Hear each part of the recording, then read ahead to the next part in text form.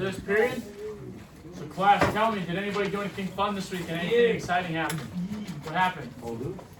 5-on-5 tournament. 5-on-5 tournament. How did you do? Did we do well?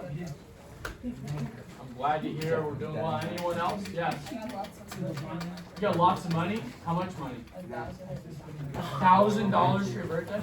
I want to be a part of your family. I want to be a part of your family. $1,000 for your birthday. Anybody else do anything fun? Yes. Bench 225 is the first time? There you go. Congratulations. It's a big landmark. Big landmark. Yes, Philip. You went to Cabo? Cabo San Lucas? Wow, that, you don't seem that excited about Cabo. You were sick the entire time? Thank you, sir. You want to write your name on real quick? Anybody else do anything fun? Yeah. I hung out with Noah Tapia. You hung out with Noah Tapia? I'm waiting for Salvador to say something fun we did this weekend. What did we do fun this weekend, Sal? You guys hung out together? We did hang out together. What you guys do? Oh, 7-on-7 thing. Dude, he didn't say nothing. We won the 7-on-7 JV Division II championship, baby. Come on. Champions. Been showing this off all weekend. I showed up to church on Sunday with it. No, I'm just kidding. I'm just kidding. So it was a good weekend for the Troy football program. Okay. Yes. I went out to go eat Korean barbecue and then went to Raleigh after. Very good. I like Korean barbecue. Very good. That's where I go eat on my birthday. Hello. Sure. Go ahead. Take a seat. Okay. Today we are going to start working in the Pacific Theater. Okay. Today we're transitioning to the Pacific Theater. So we're going to talk today about Pearl Harbor. We're going to go into some of the different battles of the Pacific. Yes. You may. Thank you.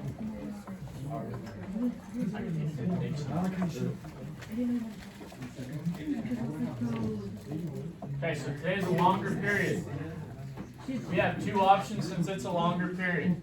We can either take a break in the middle, or we could push all the way through and have a little bit extra time at the end of class. Okay, so what would we rather do? Push through. Push through? Okay. If we push through, I expect us to be paying attention, engaged in discussion. Coach, how do you say I am fully engaged? I love it. We're watching movie clips.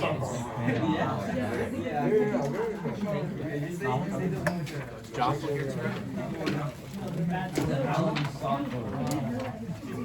It has the watermark. It has the watermark. want some more?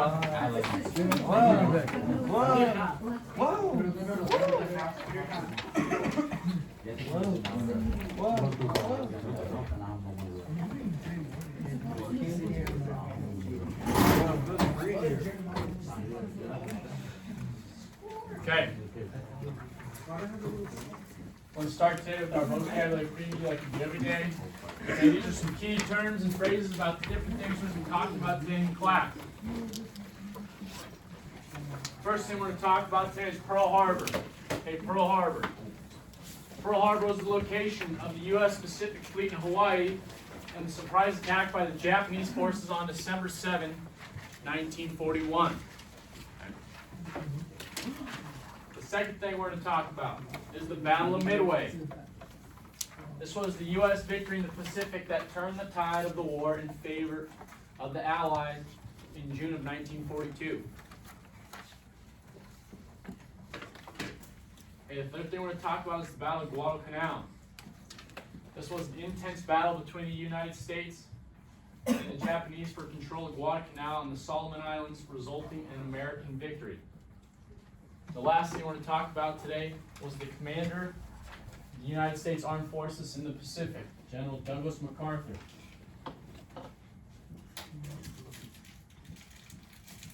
Okay. Anybody have any questions about the vocabulary today before we begin?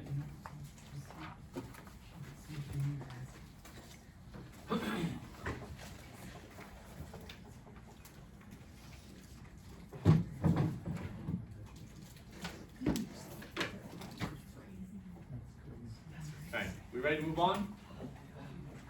Anybody need more time? Okay.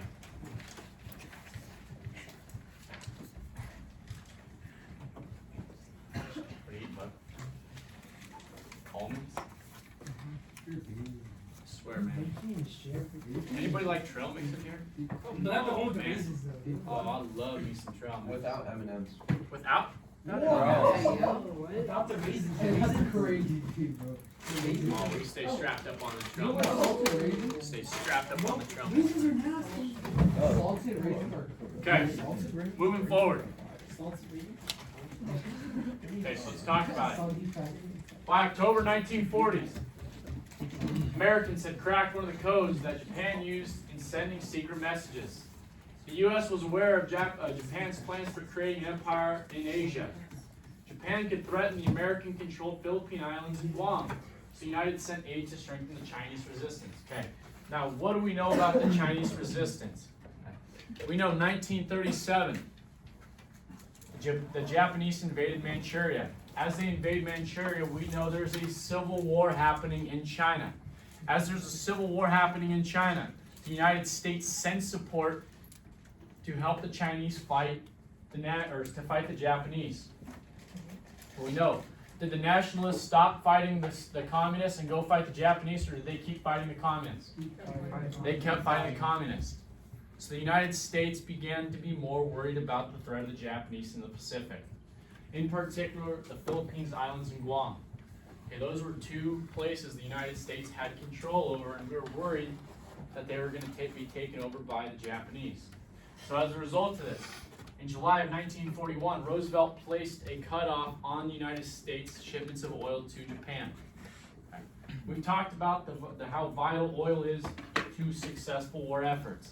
That's one of the main reasons why Hitler loses and is unsuccessful in Russia. He spread himself too thin. He doesn't have the oil and resources to keep the war machine moving. Okay. So we say we're going to inhibit the people of Japan by cutting off our oil supply we're giving to them. So despite the oil shortage, Japan planned to attack the Europeans and Americans by surprise attack at the same time. Admiral Yamamoto wanted to attack the U.S. fleet station in Hawaii. Okay. So just like we had Douglas MacArthur, they had General Yamamoto, who was in charge of their fleet and their navy in the Pacific as well. Okay. So let's look at our notes. Number one, what territories in the Pacific could the Japanese threaten? There's two territories in the Pacific the Japanese could threaten. The first being the American-controlled Philippines, and the second being the American-controlled Guam. Okay, the American-controlled Philippines and Guam. Okay, so those are the two places that the Japanese could threaten in the Pacific.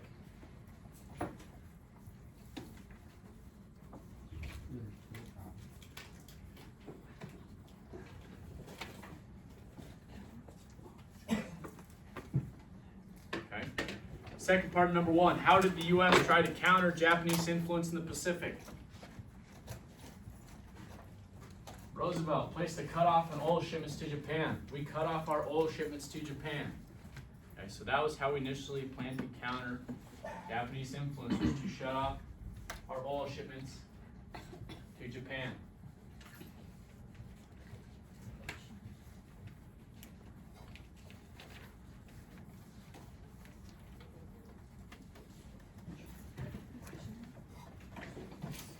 Okay, number two, first part. Where did Admiral Yamamoto want to attack? Admiral Yamamoto wanted to attack the U.S. fleet station in Hawaii. Okay. The reason why he wanted to attack the U.S. Naval fleet in Hawaii is, one, is because it's the closest part of the United States to Japan, and two, it would strike a significant blow to our ability to create a naval battle, able to be navally prepared for battle. Okay.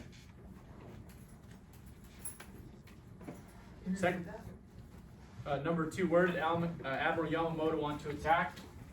Admiral Yamamoto wanted to attack the U.S. fleet station in Hawaii. Okay. He wanted to attack the U.S. fleet station in Hawaii. Do you guys know what fleet means? Yeah. Boats. I'm sorry? Boats. Boats. It's a group of boats. Okay, it's more than one boat. Okay, second part, number two. How did the Japanese plan to attack the Western nations? They planned to attack them by surprise. And they planned to attack them by surprise. Okay, they planned to attack them by surprise.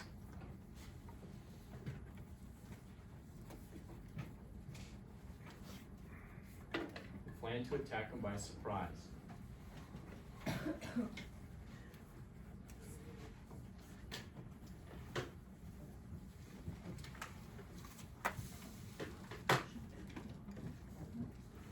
Okay, does anybody have any questions before we move on? So this is setting the stage for Pearl Harbor. Okay. If you have that down real quick, put your pencils down, story time. We need you to pay attention, this is very important. So in early 1941, in June, the United States has a meeting with delegates from Japan and the United States. We asked them to come to the United States so we could talk about their presence in Manchuria.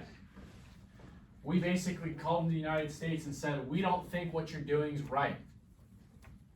We need you guys to leave Manchuria and basically leave that country, or we're gonna have to do something about it. We're negotiating, we're going back and forth. They're saying we're willing to give up this. The United States is saying we'll give you that. As negotiations go on, there is a telegram that we intercept from the Japanese to the delegates of the United States that says that these negotiations are no longer possible, for them to return back to Japan and that the attack would be imminent. So we knew that there was probably going to be an attack somewhere on the United States, whether it's a colony on the United States itself. We thought it would be in the Pacific, either in the Philippines or Guam.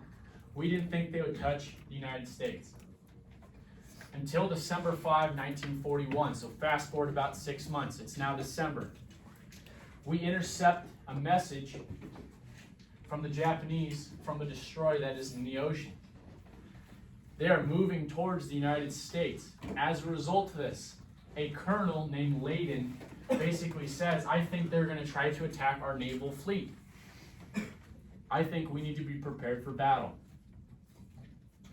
Unfortunately, the United States says, no, we've never been attacked on our home soil by somebody that we weren't actively engaged in war with.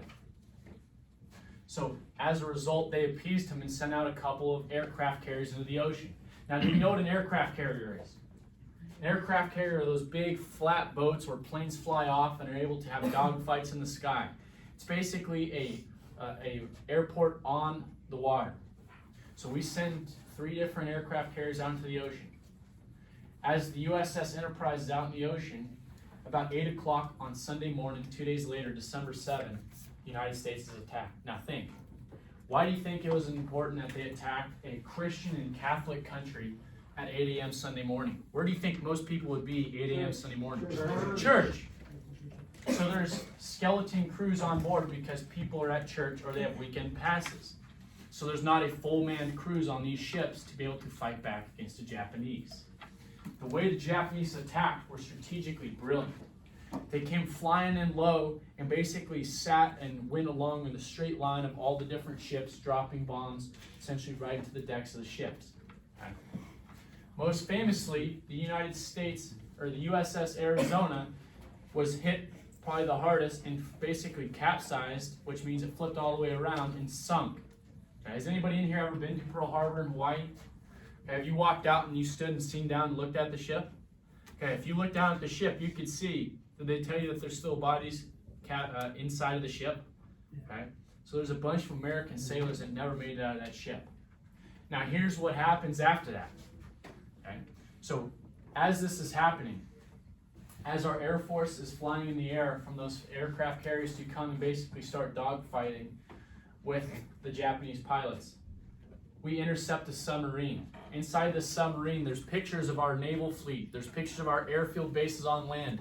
There's pictures of different ships we had stationed at Pearl Harbor. Our government thought the only way this was possible would have been if there's spies.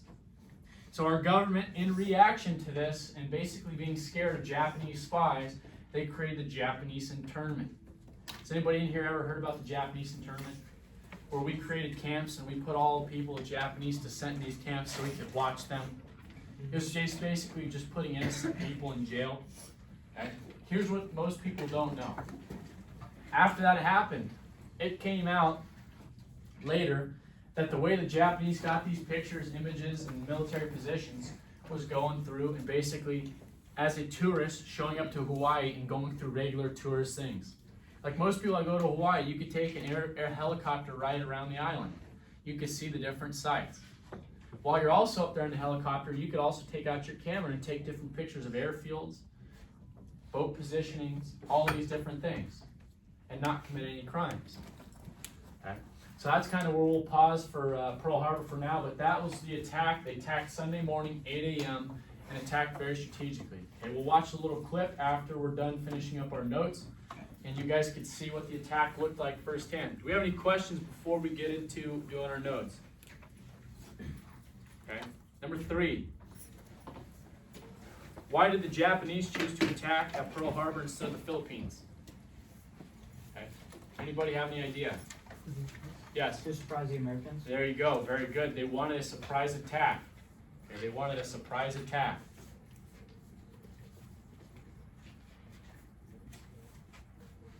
They wanted a surprise attack. Second part, number 3. How many were killed as a result of the surprise attack? Okay. Oh, gotta move forward into Pearl Harbor. Okay. Within 2 hours, the Japanese had sunk or damaged 19 ships and killed 2,300 Americans. Okay, they killed 2,300 Americans. Okay, they killed 2,300 Americans.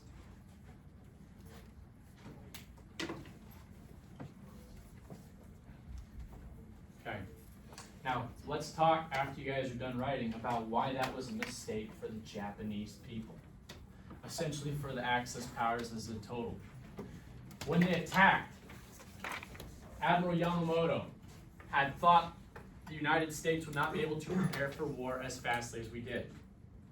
He thought that after they attacked, they would get through the entire Pacific and basically be on the border of the west coast of the United States by the time we were ready to fight, and we'd have to fight on our homeland. That was not the case. Okay? This is my theory. This is what I think. Most historians, I think, would agree with this. That one of the reasons that the United States was so successful is because we were looking for a reason for war to start. Okay? If you remember back to Friday, we talked about the Lend-Lease Act of 1941. We talked about us unofficially declaring war against the Nazis in naval warfare.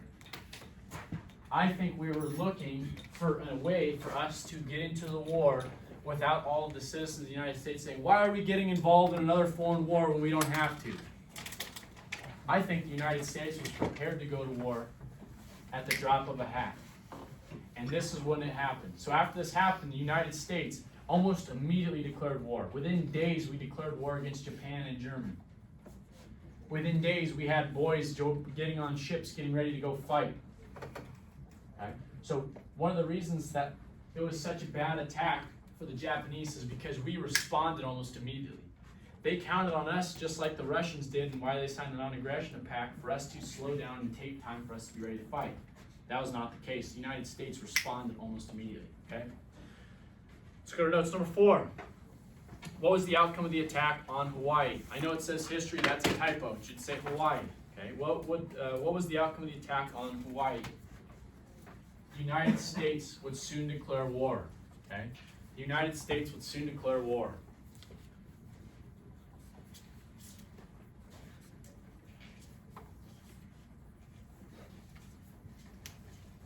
Okay, do we have any questions before we watch this scene from the movie? Yes? So why could they take the bodies out of ships? Because the way it capsized, so do you know what capsize means? Capsize means it flips all the way around and kind of sinks upside down.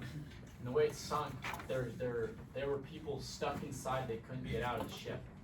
Okay? So I'm not exactly sure why they weren't able to weld them out or why they haven't pulled the ship up. But other than that, that's all I know is that it turned upside down, and they said that there was no way because all the doors to the ships were at the top and basically crushed at the bottom. It basically made a coffin. Okay. Yes, sir. Yeah, use a restroom. Sure, go ahead. Got it. And we got a quick video here. Please hit the lights. Thank you.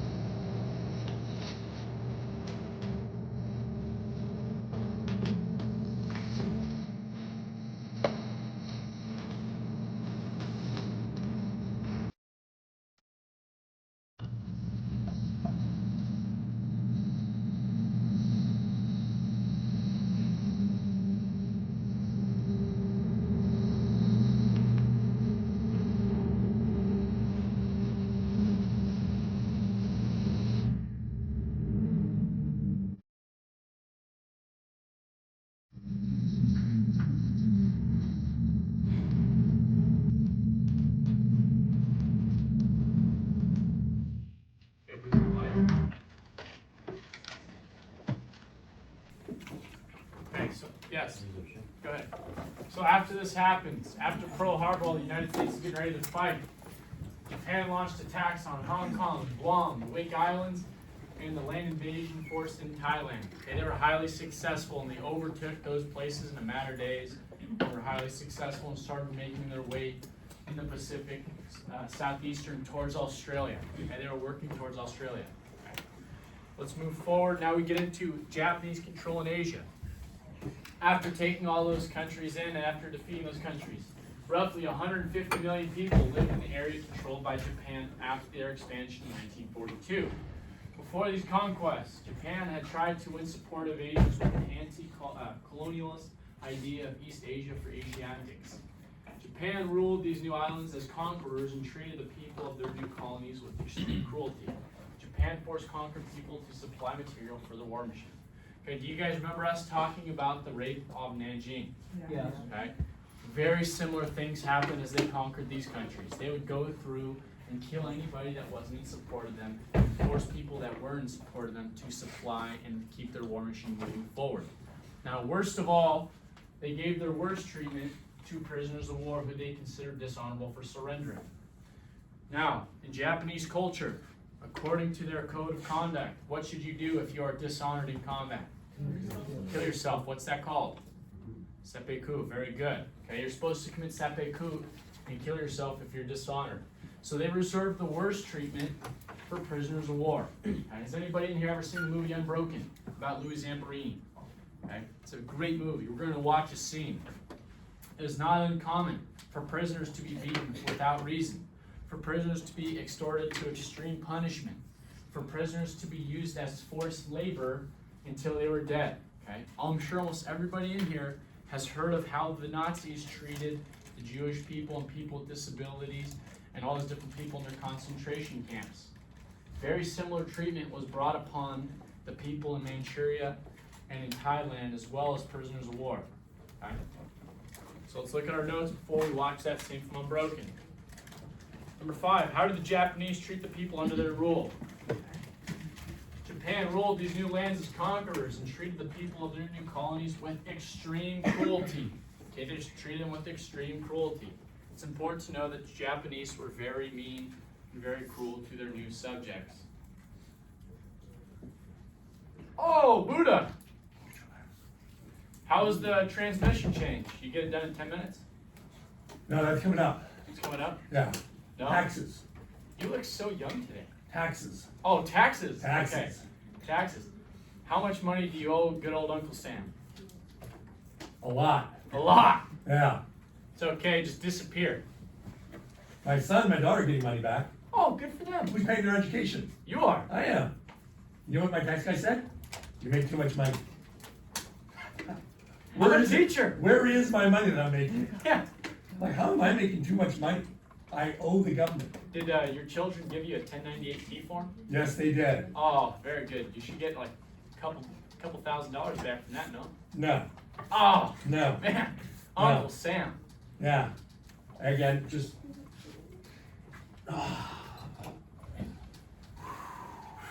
Hey, at least you look young and beautiful today. Oh, that's not true. That's not true. A little less bow-legged than usual. Oh, look at that. Yeah. It's all that money I'm giving Uncle Sam. It's like, tighten me up. The Like, vulgus knees. yeah.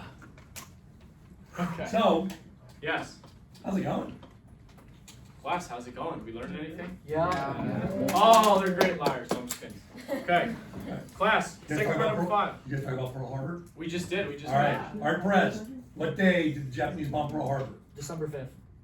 No, that's December 7th. 7. There you go. December 7th. Okay. Iris, approximately how many people died? 2,300. Nice. All right, baseball ready? You ready? Who was President of the United States? On December 7, 1941. His name is You don't have to give me his full name, just give me his 3 letters. The first letter is your grade. Oh, he doesn't even understand. No, Franklin D. Roosevelt, that was nice. That was slick. You guys ready back? Back for some Blackney. Woo! gonna go to the front office, and I'm gonna go work on the car, see how much more money I can spend on things that don't benefit me. Alrighty. Uh, It's good to see you. Take it easy. Okay. Second part, number 5. Which group received the worst treatment? Which group received the worst treatment? POWs. Japanese reserved the worst treatment for prisoners of war. Japanese reserved the worst treatment for prisoners of war.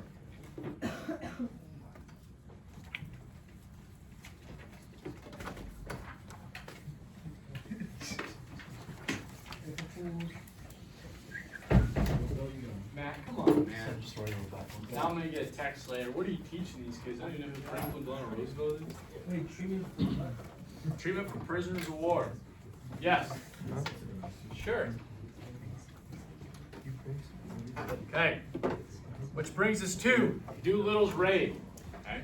Let's talk about it. After a string of Japanese victories, the Americans and Australians were eager to strike back in the Pacific theater. So in April of 1942, 16 B-25 bombers under the command of Lieutenant Colonel James Doolittle bombed Tokyo and several other Japanese cities. Okay. Now, why is this important? This is later. We'll get to that. Okay, this is later. Right now, we're talking about James Doolittle. This is important because this would be the first time in the history of Japan that there was an attack on the city of Tokyo. In the history of Japanese culture, there's never been an attack in the city of Tokyo. So we reached out and basically let them know that we can mess with them. Yes? What about Godzilla?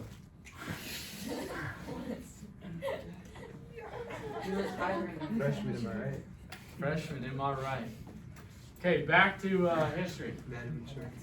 Okay. Am I right? So we go and we see this is significant because their plan of attack was significantly altered. The original plan of attack was for them to bring a U.S. aircraft carrier off the coast of Japan about 200 miles. And then they were going to have a smaller aircraft carrier with big, larger bombing planes, the B-25s, to fly in the air. These B-25s are accompanied with about 6 men in each plane. So they're going to fly in, drop the bombs, come back around, and fly back to their aircraft carrier, no problem, get out of there before the Japanese military could counter. Here's the issue. The Japanese intercepted a telegram from the United States about our plans to bomb Tokyo. So they sent out basically and created a military wall with their navy, preventing us from for us to be close enough to interact that plan where we fly and make it all the way back to our carrier. So from 200 miles, we were pushed to 450 miles away from the coast of Japan. As a result of this, the plan altered for us to bomb these cities, and then one group go up to Russia and the other group fly all the way into China. At this time, what's happening in China? Who's fighting? Okay, we have a civil war going on, but at this point in time, the two sides have joined to fight the Japanese. So we know Japan is still fighting China at this point. As those two are still fighting, the United States risked flying in and being captured by the Japanese. And we know, how are prisoners of war treated by the Japanese? Horribly. Okay? So this was a risk they ran. On top of everything else, on the day that was supposed to happen, in April of 1942, it was raining. As it's raining, there's lightning happening. There's thunder. And it's very risky to take off on an aircraft carrier when there's that much wind and rain because your runway is such a short amount. It has to be almost a perfect takeoff. Considering all these different conditions, James Doolittle still went along with the attack. Although the attack did not do much damage, it showed the enemy that we could still counterattack and affect them on their home front. On top of this, the raid delayed the attack on Midway. We'll get why that's important in the next thing, but that's important to know for now. So number 6, how did the Doolittle raid change the psyche of the United States and Japan? Okay. The attack improved American morale. Okay, that's why it was important. It was our first counterattack in the Pacific after a string of Japanese victories. Okay, it improved American morale.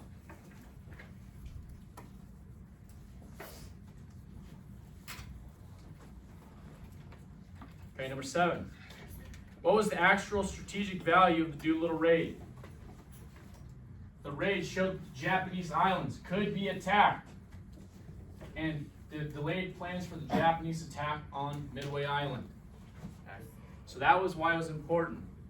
It showed that the Japanese islands could be attacked and delayed plans for the Japanese attack on Midway Islands.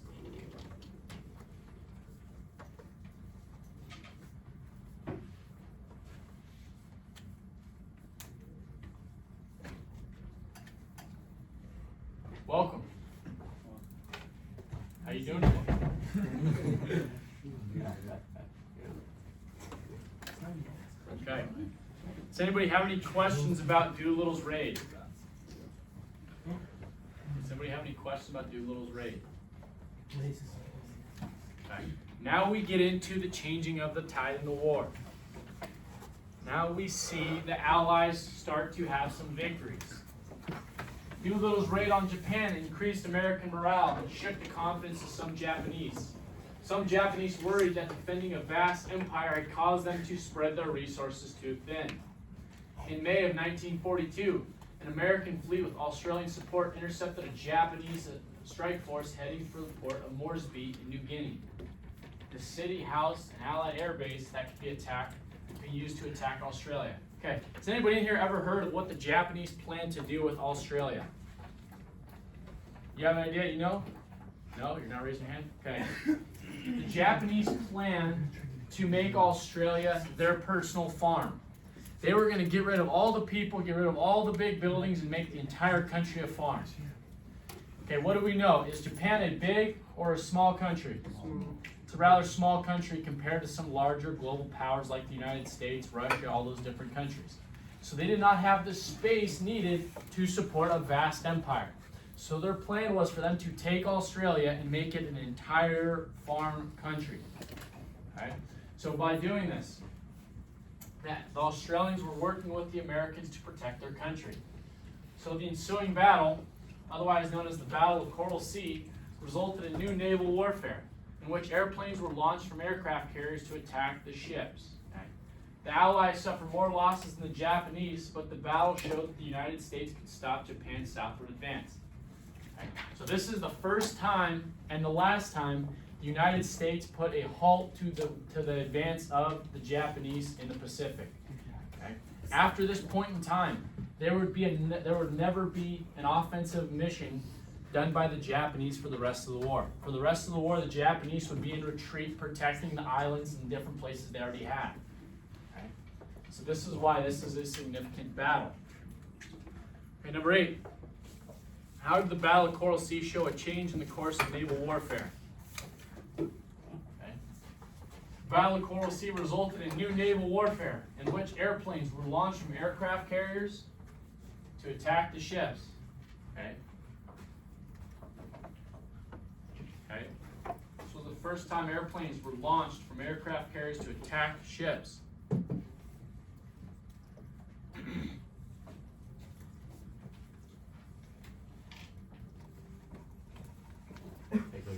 Yes, sir. Have you ever thought about joining the military? Have I? Yeah. I actually tried to join the military after I graduated from college, yes. You may. But I was turned away from the military. Wow. Because I had, when I was playing football, I had a bone fused together with my right foot, and the job that I wanted to do in the military, they didn't allow me to do it because of it. So technically, if I re-break the screw that they put in my foot when they had to fuse the bone together, then my foot would be messed up for the rest of my life. So they basically said you could do a different job, and the job that I went in for and enlisted for, that I was no longer able to do, so I said, I'm okay. I don't want to do any other job. What job did you want? I was going to go to school to try to become a pararescue guy. So a guy that jumps out of airplane to go behind enemy lines to rescue people that have been shot. So that was my goal. And after that, turned away, and I was too tall to be a pilot. So I wasn't going to fly airplanes. Yeah. Yeah. There's a height limit? You're way too tall to be a pilot, but Wait, so can I just looks like I can yeah. How tall do you have to be a pilot? I'm not sure, but I think it's below 6'2". Oh, I got that. Yes, is a pilot. but I don't know if it's a specific type of pilot. So I wanted to fly in the Navy and fly like actual planes. I didn't want to fly like commercial aircraft. Wait. Okay. Number 9. Number 9. What was the significance of the Battle of Coral Sea for the Allies? Okay. The significance for the Battle of Sea showed the United States could stop Japan's southward advance. The battle showed that the United States could stop Japan's southward advance.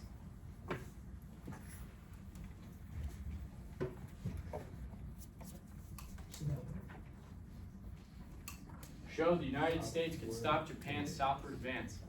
Also, if you want to be a naval aviator, you have to sign a 9-year contract. So if you want to be a pilot, you have to sign for 9 years of your life. It's a long time. Because you go to school for like 2.5 years, and then you fly for about 7.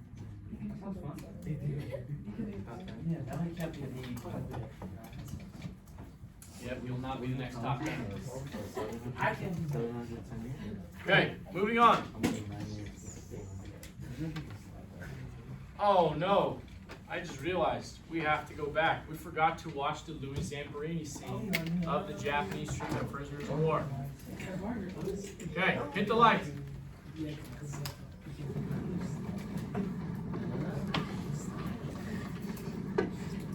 This man This must shows be the taught Japanese respect. treatment of All prisoners other of war. prisoners will teach him this lesson. Each prisoner will punch this man in his face.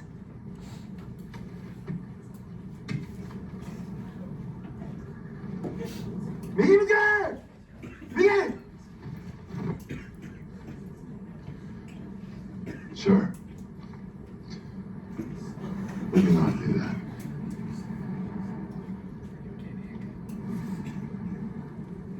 連れてこい。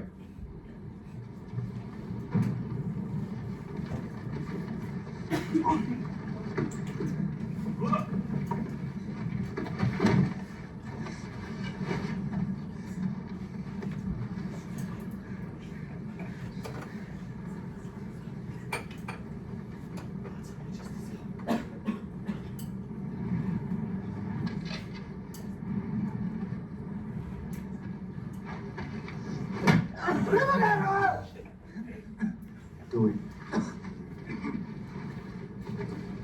Do it, sir. Come on. Just get over it. Punch him in the face.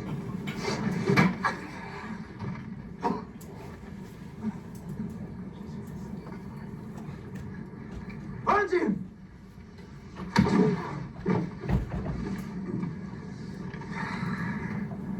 Next! Come on. Come on.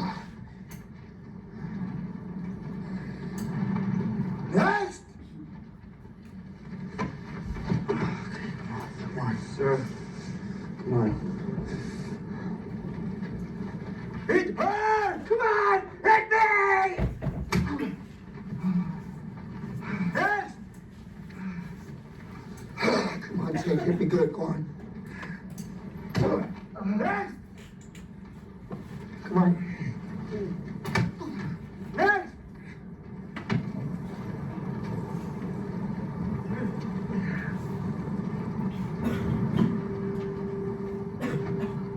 Hit her! Next! Oh.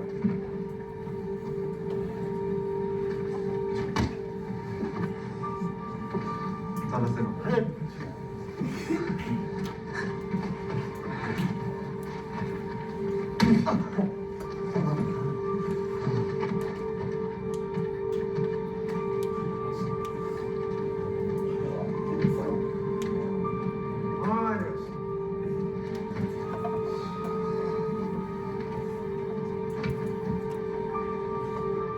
Next!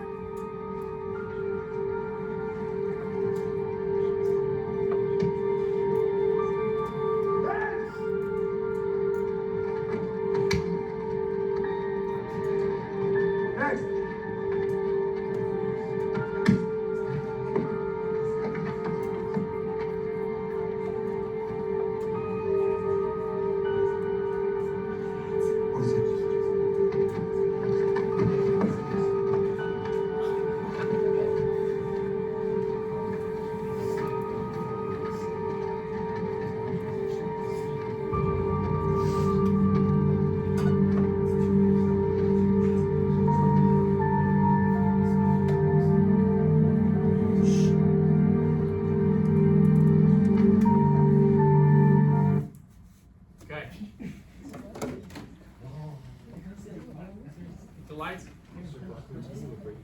We're gonna get a break. We're gonna get a break. Whoa!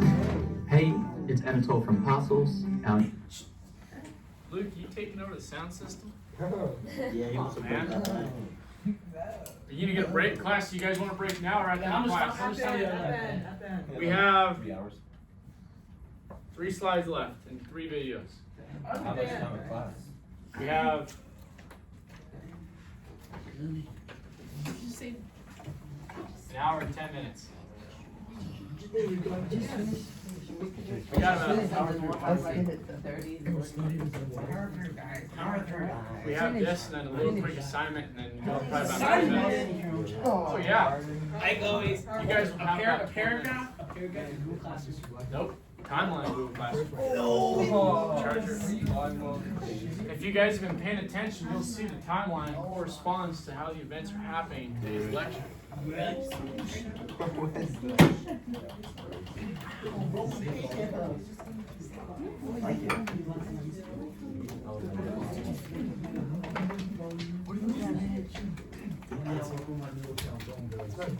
Okay. Now we talk about the Battle of Midway. Okay. Need you guys to pay attention. Okay, this is important. So at this point in time, coming off the battle at Coral Sea, we were feeling good. Okay, the United States is feeling strong. After this battle, the United States knows that the Japanese have intercepted our codes and they have an ability to know when and where we're doing. So to test out and basically throw the enemy off what we're doing, we come up with a diverting plan. So we sent out a message saying, even though we had control of the island of Midway, that there was a water shortage on Midway, and the next time we brought supplies to Midway, we needed to bring extra water. So we waited a couple days. As we're waiting, we intercepted a Japanese transmission that said our next target we attack, we have to bring extra water because there's no water there. After intercepting this transmission, we know the next place they're going to attack is Midway. We thought this was a possibility because we know eventually the Japanese wanted to start daily bombing Hawaii. And Midway is perfectly between Japan and Hawaii. So this would be a perfect place for them to take over our airfield and for them to start daily bombing Hawaii. Okay. So now we know where they want to take over. Now we got to figure out how we're going to divert them. So our plan was to set up a phony signal to let them know that we're supposed to have our naval fleet in a certain place, so they have their airplanes leave their aircraft carriers and go fly to this place to try to bomb those ships. And it worked amazingly. Admiral Chester Nimitz allowed the Japanese to begin their attack, and the United States launched their air assault after Japanese planes were in the air. So what does that mean? We knew exactly where their air force or where their naval fleet was headed. We intercepted their transmissions, and we knew exactly where they would be. After this happens, we sent our entire fighting force to go dive bomb and torpedo bomb the entire Pacific fleet of the Japanese. We let their planes get in the sky first. After their planes were in the sky and there was nobody there to protect the ships, that is when our Air Force struck. Okay, we'll watch a video here in a couple minutes. Now, does anybody know how dive bombing works? Okay, you have an idea? Can you tell the class? You fly up to a high altitude and then you use the airplane to dive down, and then once you're close enough, you drop the bomb. Does anybody have any idea why they use this kind of bombing? Iris? So the ships can't see you? So the ships can't see you? Good, that's close. Anybody else have any other ideas? Speed. Okay, at this point in time, yes. Drop it right where they want it. Very good. Okay, this was the most accurate way of dropping bombs at this time. The other way they did was torpedo bombing. Okay, torpedo bombing, how does it work? You, instead of going really high and flying straight down, you fly super low, and you have a torpedo bomb that has a propeller at the end, and you drop it in the water. Once in the water, a little engine will kick in, and it'll go straight forward at the water and hit a ship and hopefully explode. Here's the issue. Torpedo bombs were not nearly as reliable as regularly dropping bombs onto the deck of ships. Now here's why. because most of the time there would be minesweepers that set up different mines, and if the torpedo bomb hit one of those mines and blew up and didn't get a ship, then you're out of luck. Okay? You only have one opportunity with your bomb. After that, you have to fly back and go back and hopefully do it again. So it is very important to be accurate. Okay? So the pilots that flew this mission knew that there was a strong chance they didn't come back. Okay? One of the pilots you'll see in the video, his name was Richard, and if you guys don't know, at the time, people named Richard were nicknamed Dick, so they called him Dick Best. That was his actual name. Okay? So he was a pilot that successfully blew up 2 different ships on this raid. And he was known for being able to go through at the very last second, pull out of his dive, and almost crash into the water. Okay? He was willing to fly his plane right into the ship if it meant that he didn't hit with his bomb. Okay? These people were very brave, willing to give their life. Any questions about Midway? This was an important victory for the Americans as we destroyed 332 planes, 4 aircraft carriers, and Yamamoto ordered his crippled fleet to withdraw. On top of this, this was considered a big military disaster for the Japanese, and many people lost their honor. When generals lose their honor, what should they do? Kill themselves. Okay. On top of the United States having victories in the water, they had victories in terms of naval intelligence, because many high-ranking Japanese officers killed themselves as a result of this mission. Okay. So let's look at our notes before we watch the video. Number 10. What was the Japanese objective with the Battle of Midway? Okay, the Japanese battle objective at Midway, okay, Admiral Yamamoto hoped an attack on Midway would draw the entire U.S. Pacific Fleet from Pearl Harbor to defend the Midway Island. Okay, so his hope was that the United States would bring their entire Pacific Fleet away from Hawaii so they could start their attack on Hawaii.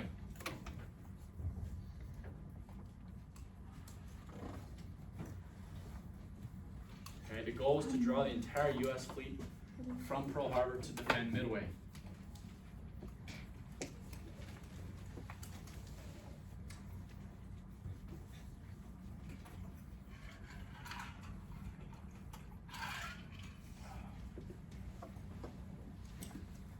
Second part, number 10. Why was the U.S. so successful in the battle? The U.S. had fooled the Japanese into leaving their ships unprotected. Okay? The U.S. had fooled the Japanese into leaving their ships unprotected. The United States had fooled the Japanese into leaving their ships unprotected.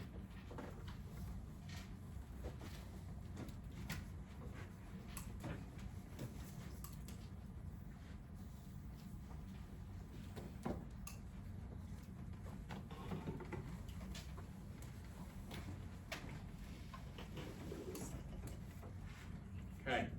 What was the significance of the Battle of Midway for the Allies? American pilots destroyed 332 planes, 4 aircraft carriers, and Yamamoto ordered his crippled fleet to withdraw.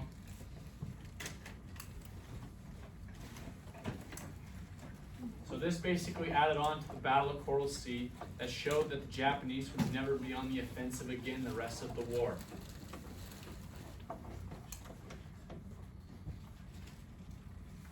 Yes, ma'am. Can you repeat that, please? Number 4. The significance. American pilots destroyed 332 planes, 4 aircraft carriers, and Yamamoto ordered his crippled fleet to withdraw. Crippled. Sorry. Like April Fools. Okay. Okay. We good? We ready to watch the video? No. Okay. Okay, light.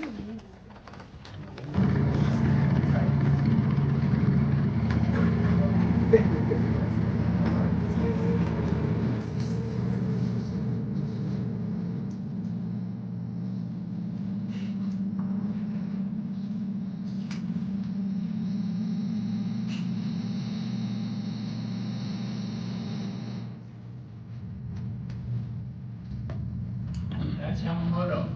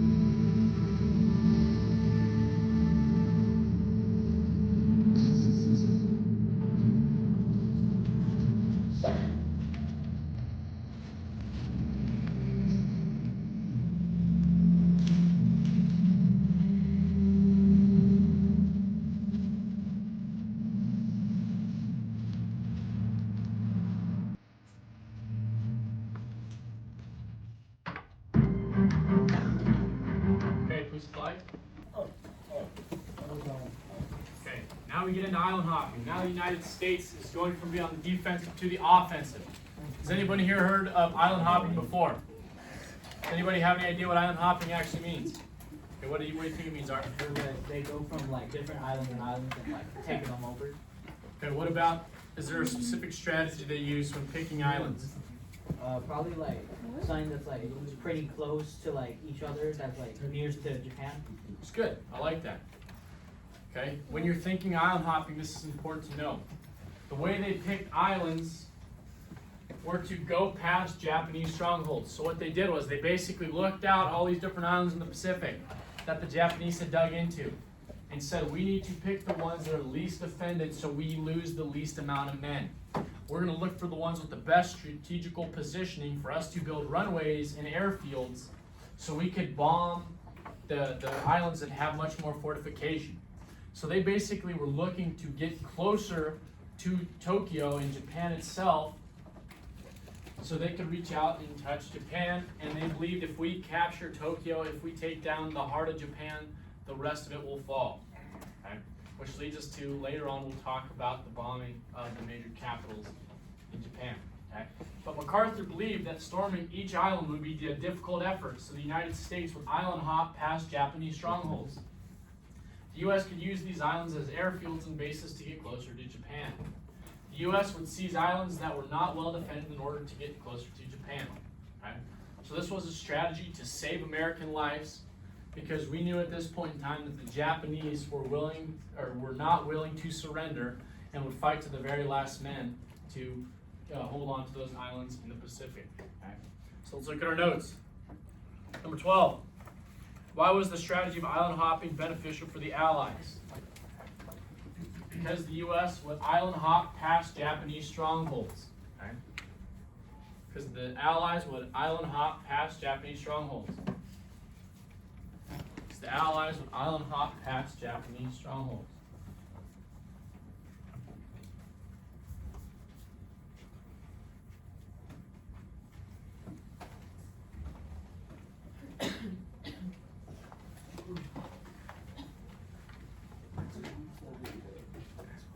Okay, how could these islands be used further? Could be used to further the Allied war effort against Japan. The U.S. could use these islands as airfields and bases to get closer to Japan. The U.S. could use these islands as airfields and bases to get closer to Japan.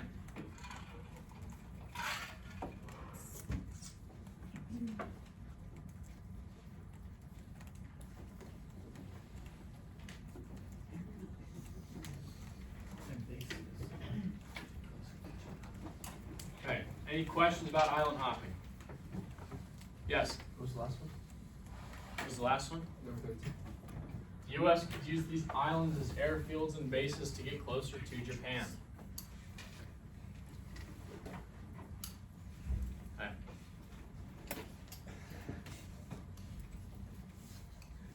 Okay, we ready to move on? Okay, we have one last slide for today. This shows the island hopping itself. So you guys can kind of see, I know the wording is very difficult, but over here's the Solomon Islands. This is Guadalcanal up here, and we also worked through to get to Japan. So we started down here in the Solomon Islands. This is what we'll talk about in the next slide, where Guadalcanal is. And we worked our way up through New Britain, up towards Japan. Okay? Okay, moving on. The Battle of Guadalcanal. Okay? This is the first major battle of island hopping the United States will fight. The U.S. military leaders learned the Japanese were building a huge airbase on the island of Guadalcanal in the Solomon Islands. The U.S. had to attack fast before the base was completed and became another Japanese stronghold. On August 7, 1942, several thousand United States Marines landed on Guadalcanal and the neighboring island of Tugal. The resulting battle turned into a struggle as both sides poured fresh troops into the island. Okay, now let's really talk about what happened. Let's get a story about it. Okay, so in preparation for island hopping, there was a special boat made called the Higgins boat. This Higgins boat was designed for people to get inside the boat that had highly fortified steel walls and a front door that would lever down so people could leave and get to the beaches. This was believed to be a better way than they did it before, where they simply got out of the boat and started going to the beach the entire way. So it is on record saying that these people got in the boat. As they're in the boats, they're all getting ready to fight. Like, oh man, as soon as we get out, there's gonna be gunfire, a bunch of people waiting on us for us on the beach. So they get in the boat, they're approaching the shore. As they're approaching the shore, they stop, and their officer goes, ready! And everybody's like, getting fired up like it's game day. And all of a sudden, the lever comes down, they all run, ah! And they're running out of the boat, and they get to the beaches. And they look around.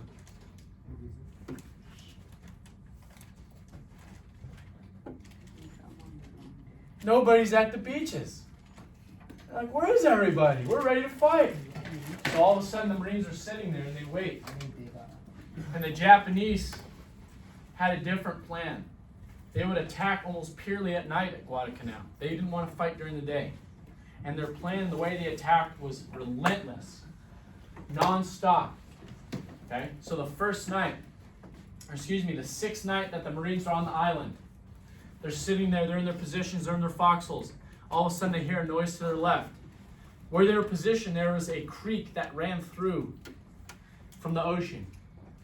All of a sudden they hear people coming. And for whatever reason, the Japanese plan to try to cross that water to attack the Americans. And literally, you'll see in the video that the Americans have their guns, and they're literally just sitting there with their machine guns, mowing down the Japanese. And the Japanese would not stop coming. Thousands of Japanese would be killed. All of a sudden, as they're being killed, they decide to start flanking even further left on the beach shore. So what do the Americans do? They pick up their guns, they move further left. And all of a sudden, they're back to just spraying and killing a bunch of Japanese. Okay, it was so bad that the people that were there said it was like a turkey hunt. Do you guys know what a turkey hunt is? Oh, yeah. Basically, where turkeys are just sitting there, gobble, gobble, and you shoot them. It's easy. It's not hard. So this happens again later. In one of the later battles of Guadalcanal, there's a man named John Basilone. He won the Presidential Medal of Honor. At this battle, okay, pay attention. I know it's late. I know we've been talking for a long time. This is important, okay? At this battle, the United States set up a barbed wire perimeter of their position at the top of a hill. The way they believed the Japanese would attack is the Japanese would have to run up the hill, climb over the barbed wire to attack the Americans. And you'll see in the clip, as they're attacking at night, you will see the Japanese trying to climb over the barbed wire. And there's so many Japanese trying to get over to the barbed wire and getting shot and killed as all these Americans are in this fortified position just mowing them down, that there is almost a mountain of dead Japanese bodies on the barbed wire. To the point where John Basilone gets up out of the foxhole, runs up, pushes the bodies back off the barbed wire, reestablishes the barbed wire, and runs all the way back. And he gets back in his foxhole so they can have a clear line of sight for when the next wave of Japanese come. As the next wave of Japanese come, they're just pouring through. And as they're going, their whole objective was to create a hole in the line of the Marines. And they keep coming and coming. And they don't stop coming. And thousands of them die. That's why you see they lost almost 3 times as many, or they lost more than 3 times as many soldiers as the Americans on Guadalcanal. This showed once again that the Japanese would rather die than surrender. It's on record that Japanese prisoners, that when they were shot, they were told if you're shot, you pull out your grenade, you act like you want help. Once the Americans get close, you let go of your grenade, you blow yourself up, you blow up as many Americans as you can. That is the style of fighting the Japanese did. Okay? That is how Guadalcanal became known as the Island of Death. John Basilone would return from his experience at Guadalcanal, and he would help write a book after he won his Medal of Honor, and the American public was mortified by what they learned about the Japanese people and the island hopping experiences. Okay? We'll stop right there for today. Actually, we've got to do our notes. We'll do our last 2 notes, and then we'll watch our videos, and we'll have some little time here. Number 14. What did the Battle of Guadalcanal show the United States about the stubbornness of the Japanese people?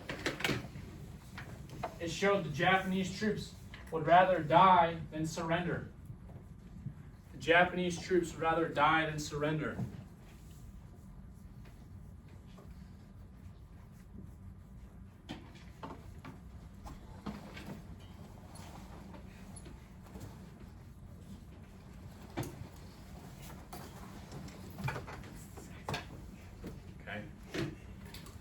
show the clip. Yes, Can I use the bathroom? man.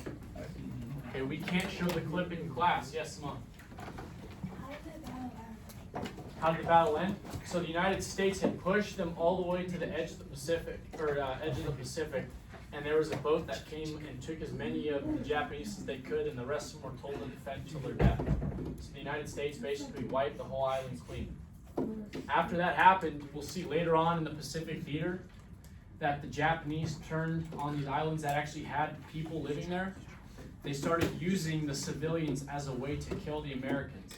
So if the Japanese had control of a village, they would send women dressed in their full clothes towards the Americans, and these women would have dynamite attached to them, and they'd blow up these women or shoot the women from a distance to blow up the dynamite and kill as many Americans as they can.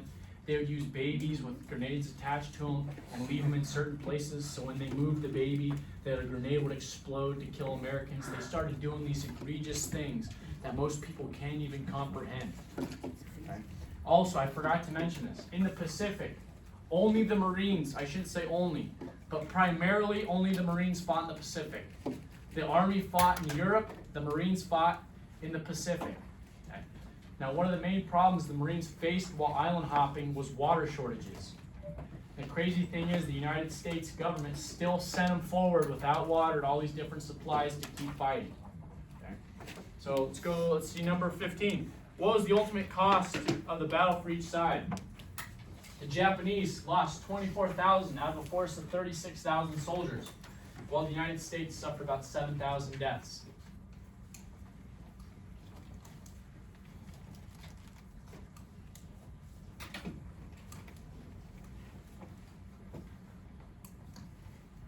Okay, now we're going to watch this scene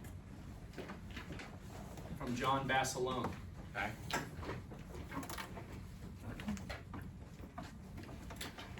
Light switch operator, please hit the lights. Let's go!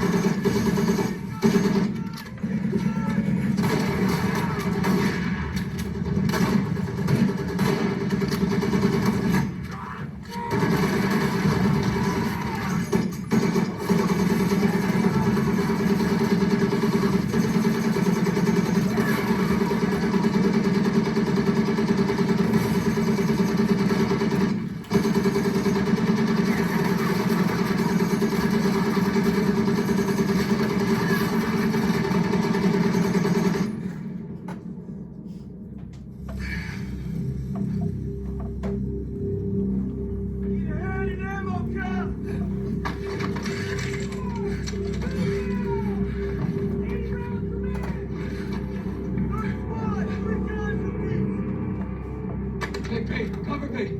Joe, what are you doing? Joe, what are you doing?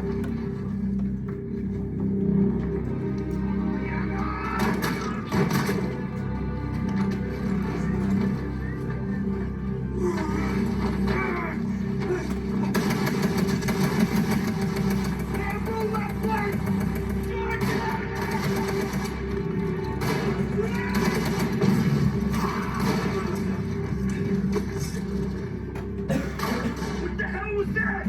Now you got a Clearfield 5. Clearfield 20. Evans, stay here. Hold this position. You're gonna get more ammo. Hurry back.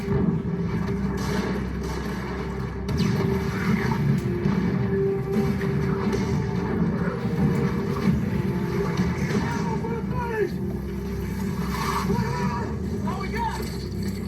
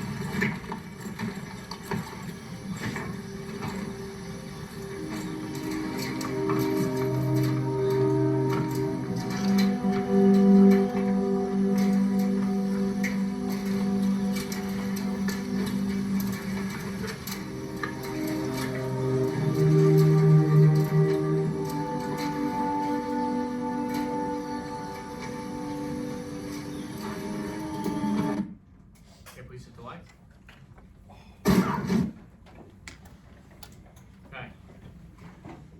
So it doesn't show it in that clip, but the reason why John Basilone won the Presidential Medal of Honor is because he was fighting this way, and they were starting to break through the line down to his right. He picked up the gun with his hands, and the gun, as we talked about, would get hot. And he had third-degree burns on his arms as he was running down the line, firing the machine gun like this, running down the line to keep them from breaking through the Americans' position. After breaking through the lines, he worked backwards, running back towards where the other positions were, getting them to then return back and keep fighting. Okay? He was actually a very big bond salesman after returning home from Guadalcanal. Okay? But right now, please get out your Chromebooks. Okay, if you have your Chromebooks out already, please get them out. We're going to do a quick timeline assignment about what we learned today. Okay? So we're going to do a timeline assignment that shows that we understand the events that these significant events we talked about today happened, and write a sentence or so about why they were significant. Okay? I'll be walking around during this time to answer any questions you have. Okay? If you have any questions, I'll be happy to help you out. If we have any misconceptions about the assignment, I'll help you out the best I can as well. Do we have any questions before we begin? Okay.